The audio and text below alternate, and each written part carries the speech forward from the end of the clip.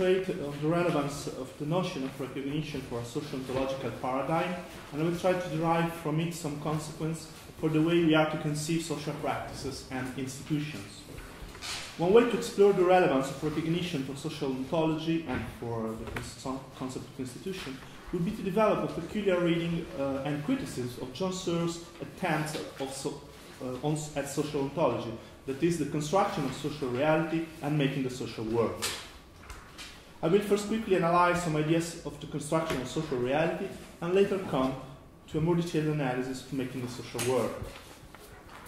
In the construction of social reality, Searle assumes that the distinguishing feature of human social space is that it contains institutional facts: language, exchange, money, right, state.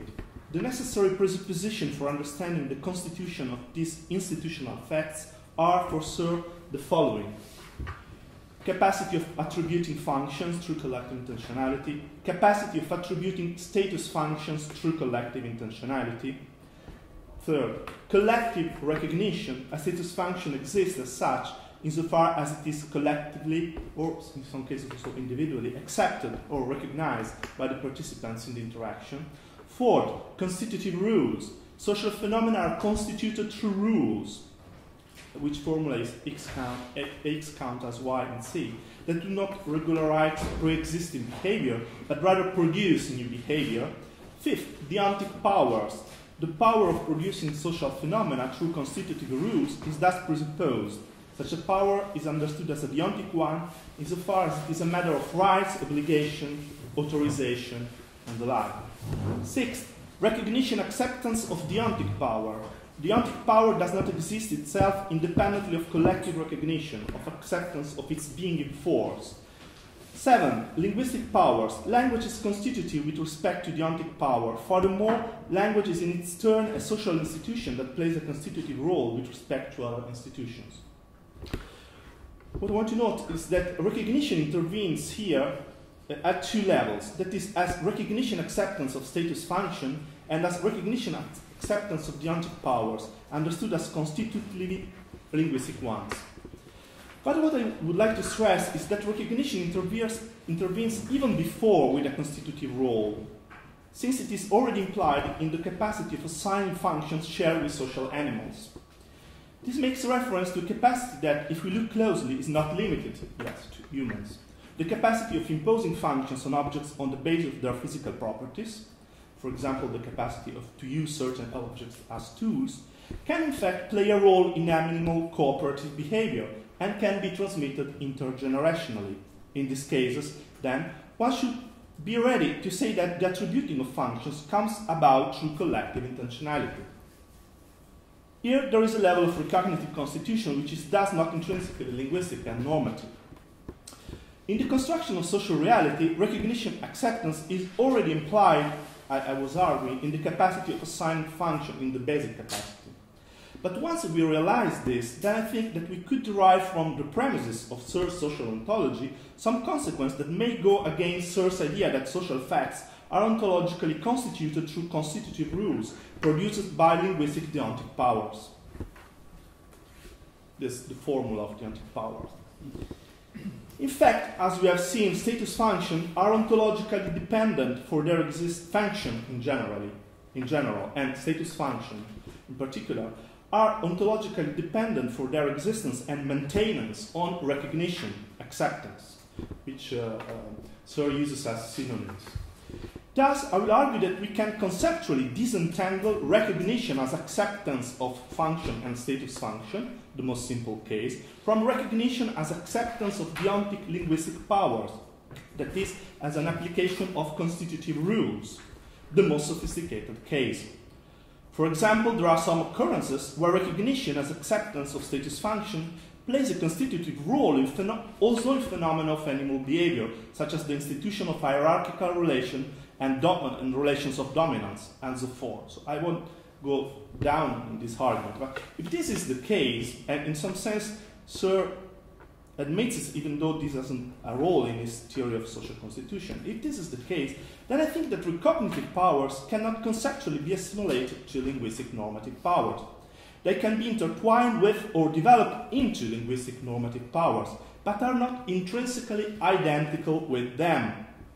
Furthermore, there are simple recognitive power, that is non-linguistic and non-normative, which play a social-ontological constitutive role. They are a case of non-linguistic constitutive powers, that is constitutive for social spaces and thus play a social-ontological role, since there are some social phenomena whose mode of being is constituted through such a recognitive interaction. If this is the case, then we should admit, against our model, that there is at least a basic level of recognitive social constitution, which is not a case of constitution through constitutive rules. In general, I come now to the notion of background, to the second part of my presentation. One should show that recognitive phenomena which serves recognitive acceptance phenomena, which serves in the construction of social reality, tended to isolate at the level of human interaction, are rather in part proper to the way he conceives animal interaction as well. Furthermore, this gives rise to the fact that recognitive relation could play a constitutive role much broader than the one they in fact assumed in Searle's theory of acceptance. Thirdly, constitutive rules are really not really necessary at all levels of a social ontology of recognition and of social facts constituted through recognition. These conclusions could lead to a way of conceiving recognition as a constitutive power that is deeper and broader than the linguistic normative understanding modeled on constitutive rules. So far, I've tried to develop a kind of logical argument concerning the way we are to conceive recognitive powers once we consequently develop some premises of Searle's notion of acceptance. The arguments have in fact the following form. The notion of acceptance of deontic powers conceptually presupposed is sense-dependent upon the acceptance of status function.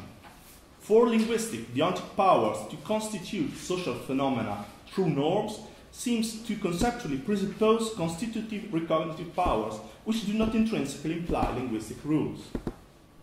This conceptual argument is independent from, but could be easily connected with some hypotheses concerning the evolutionary history. I won't go down to this hypothesis, but instead I will much prefer to hint at some conceptual consequence that may follow once we assume that the notion of background that Searle introduced in construction of social reality and further analyzed in making the social world. My aim is to argue that the constitutive recognitive powers, which we may assume by evolutionary history hypothesis individuals to be naturally endowed with and which would be activated and developed in interaction, must be included in some sense in the background of social practices.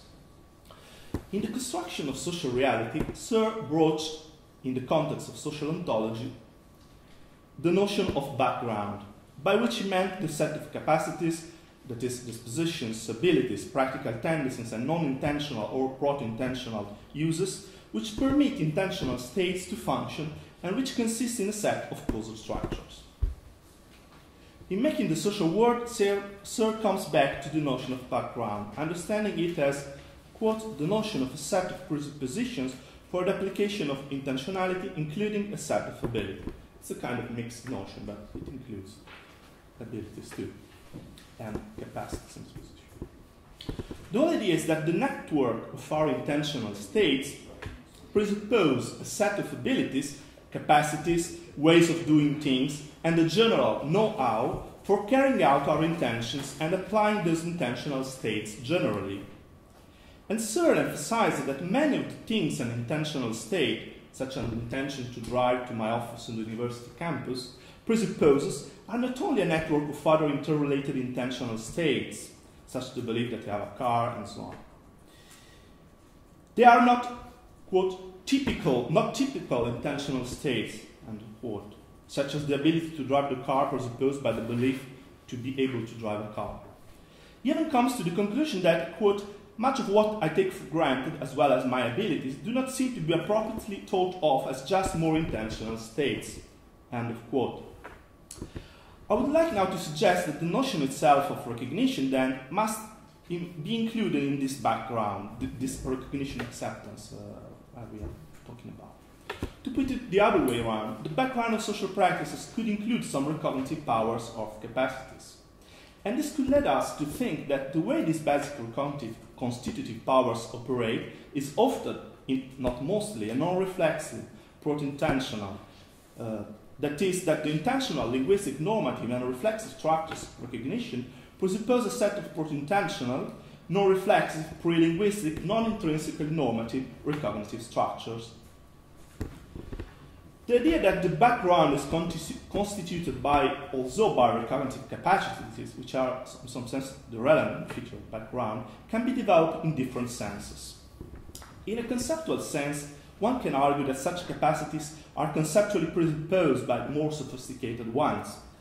In an evolutionary history hypothesis, one could put forward the hypothesis that merely first natural recognitive powers, genetically programmed and with which we are endowed, before being initiated into human language, are conditions of the existence and of the functioning of the most sophisticated culturally acquired ones. Third, in a phenomenological sense, reflective and linguistic forms of recognition can themselves be exercised insofar as, through repetition and practice, they come to be incorporated in an immediate and non-reflexive form, and thus come to function as a second nature, out of habit.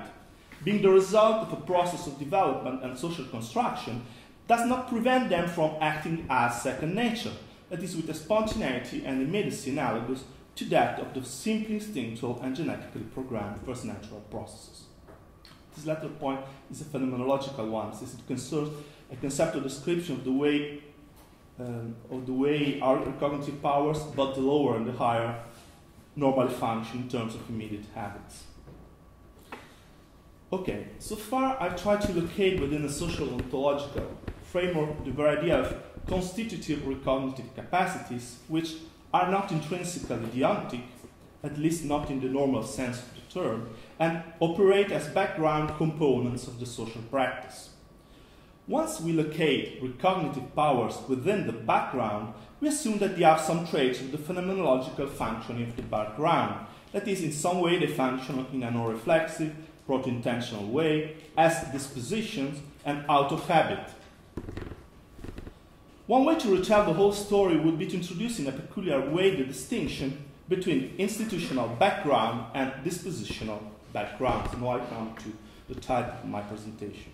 The whole idea is that the institutional background, understood by the Searle's definition as a set of norms and normative attitudes coordinating individual behavior, is not sufficient, at least, to give an account of the background of social practices, or institutional social practice.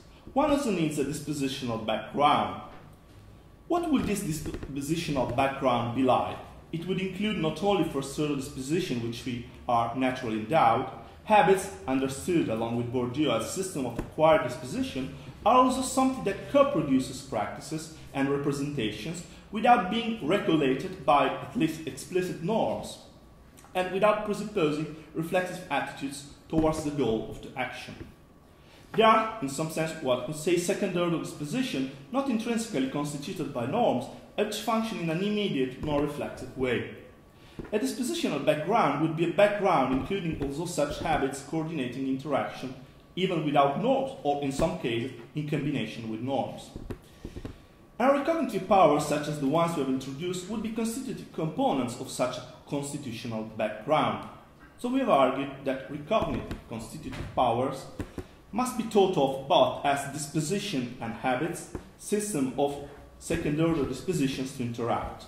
And note that if they function as habits, they are not just a set of internal mental capacities, since there is a degree of externalism here. Recognitive dispositions are something whose content is dependent on social interaction with our agents and thus embedded in a form of life as a form of subpersonal intersubjectivity,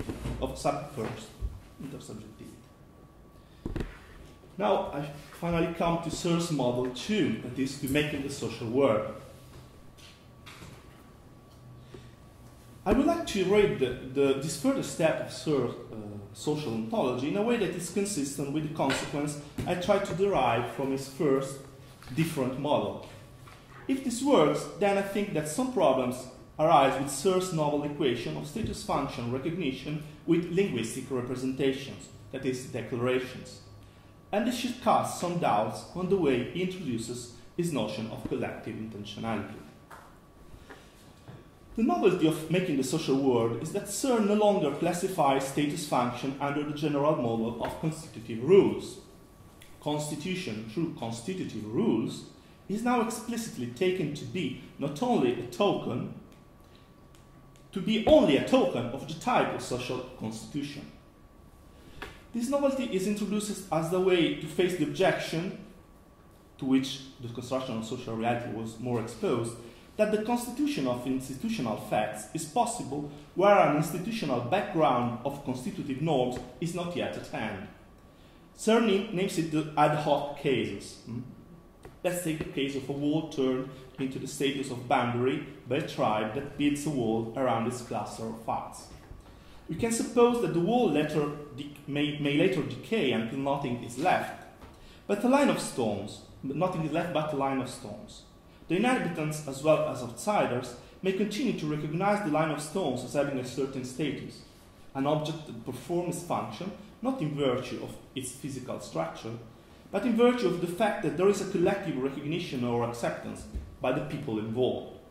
This is an example that Searle already made in the construction of social reality, but what is now relevant is in the way he tells the story, is that it is a case of institutional facts whose social constitution is made by an assignment of status which does not presuppose constitutive rules embodied in already existing institutions. There are two more difficulties other than the ad hoc cases that Searle wants to solve with the new model of social ontological constitution. First, the difficulty posed by the freestanding Y terms. There are forms of assignment of status function that do not even require an object or person on whom the status function is imposed. And the formula of constitutive rules, X count as Y in context C, doesn't seem to be able to give an account of these cases, since it presupposes that there is a physical object X on which the function is imposed. Let's think of institutional entities such as corporation, but we may think of the boundary in the same way, where a status function is created without there being an existing person or object who is counted as the bearer of the status function. Furthermore, there is the difficulty of institutional facts that do not require collective recognition. There seems to be some social institutional facts, such as economic recession, that are not matters of collective agreement, acceptance, or recognition, which can be discovered, for example, by social scientists. This is another case. Well, the conceptual novelty Searle introduced in making the social world in order to solve these problems is the equation between assignment of status function and status function declaration. The idea is that the general model of the assignment of status function are no longer constitutive rules, but rather the speech acts of declaration, whose most famous model is Austin performative utterance, the promise. Assignment of function is a case where something is created by being represented as existing, a case of intentional double direction of fit, both word to mind, since you change reality to match the propositional content, and mind to word, since you succeed in doing so because you represent the reality as being so changed. And this is more than a mere analogy, since according to Searle, it is exactly the capacity of linguistic representation that makes possible the kind of intentional double direction of fit at work in this assignment of functions. This leads Searle to the idea that status functions are created by declarations, whose form is the following. We or I make it the case by declaration that the Y status function exists. The notion of status function declaration is assumed to be more primitive than that of constitutive rule.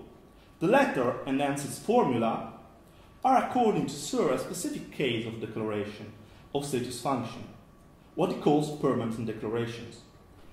And since it seems to be rather counterintuitive to say that social reality is created by explicit declarations, Searle adds that declarations do not need to be explicitly made, but can only be implicitly presupposed by existing status function, as is mostly the case.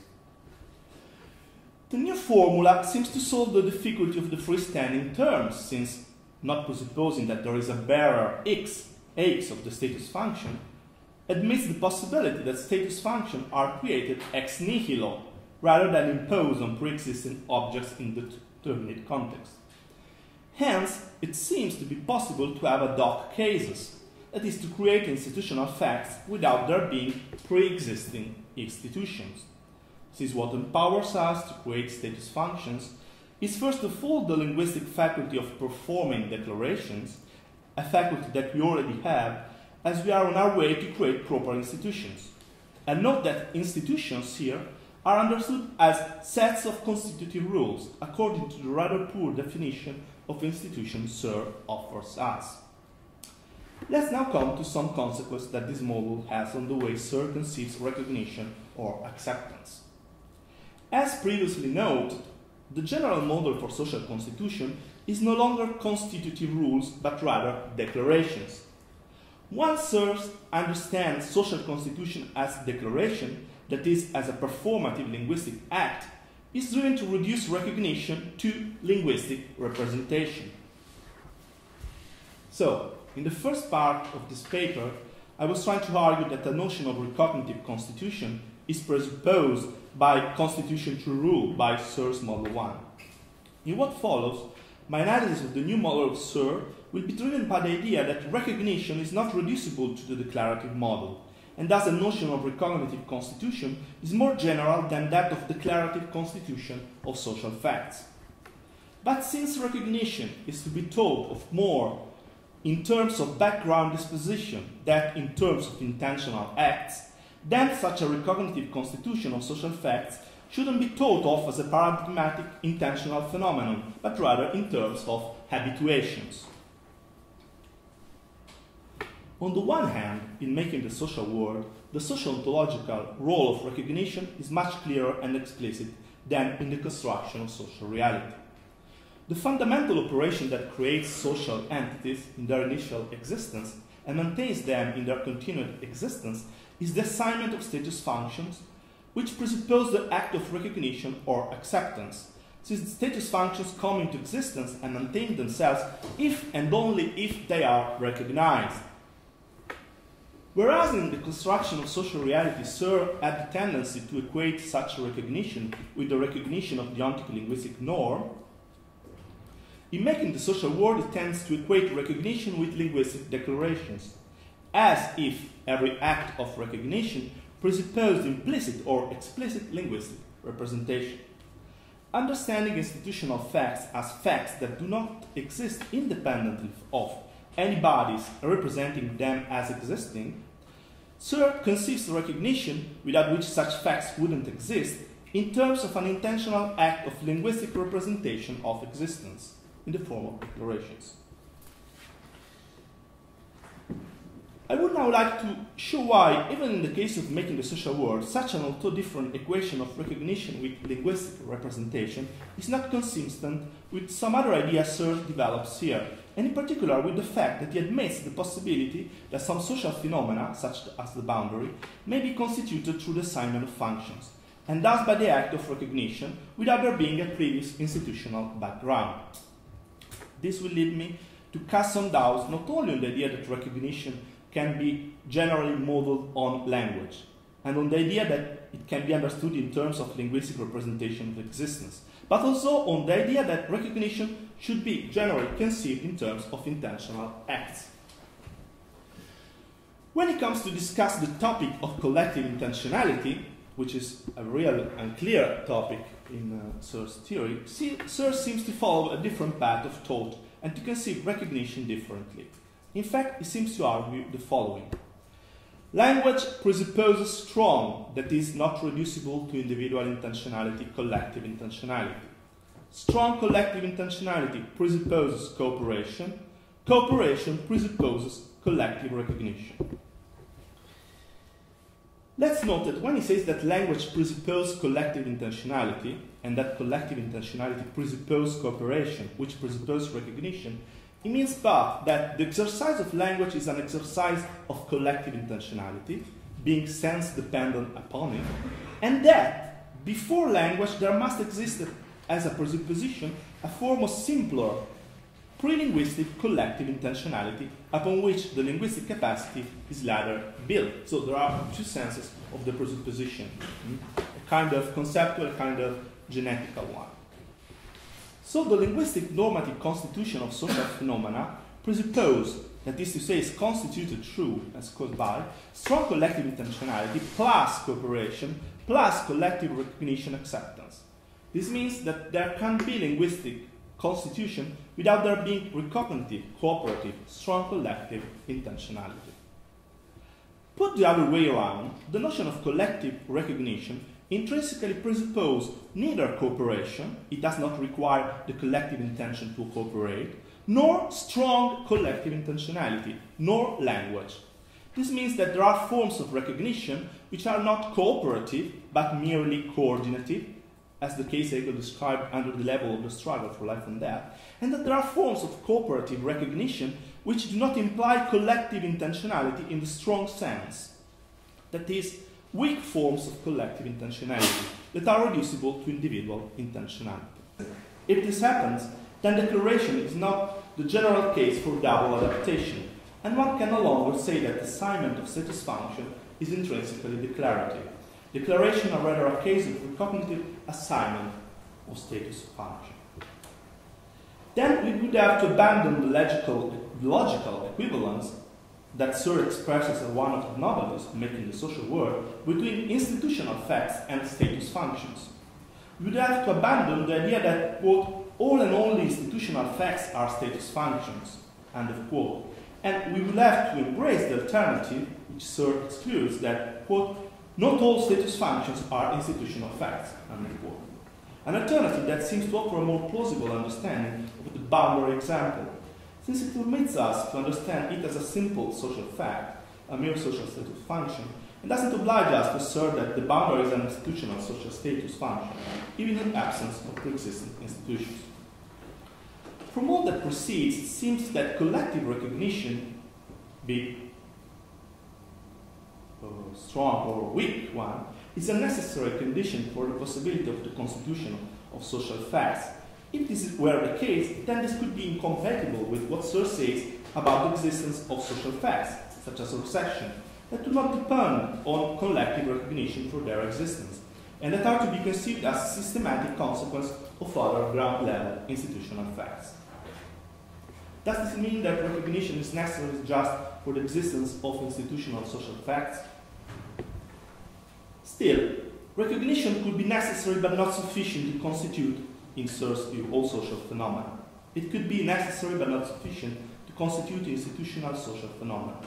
Interestingly enough, Searle, discussing the Harvard Business School case, and moving from the idea that collective recognition does not require in itself cooperation, arrives at a different, surprising conclusion.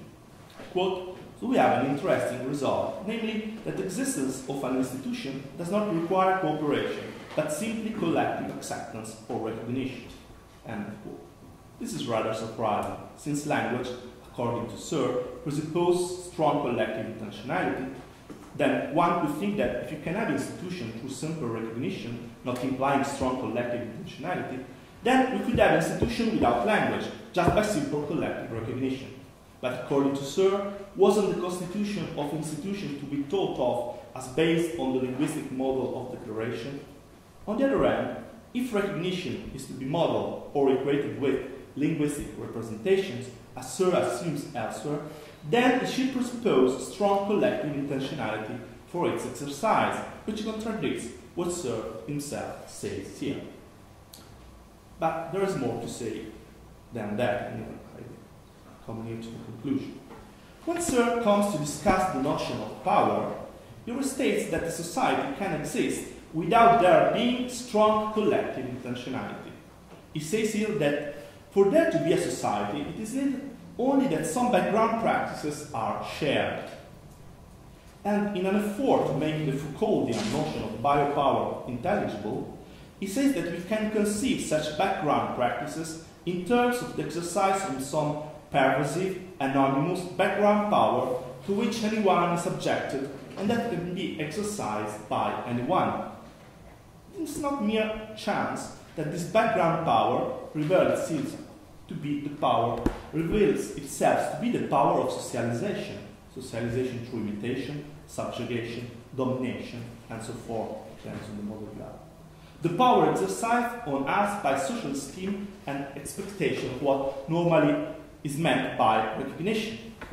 So one could say that here Searle himself arrives at the unexpected conclusion of locating some aspects of recognition understood as a power or capacity presupposed by strong collective intentionality and not identical with it, to locate some aspects of recognition within the background of social practices, within the anonymous background of social practices.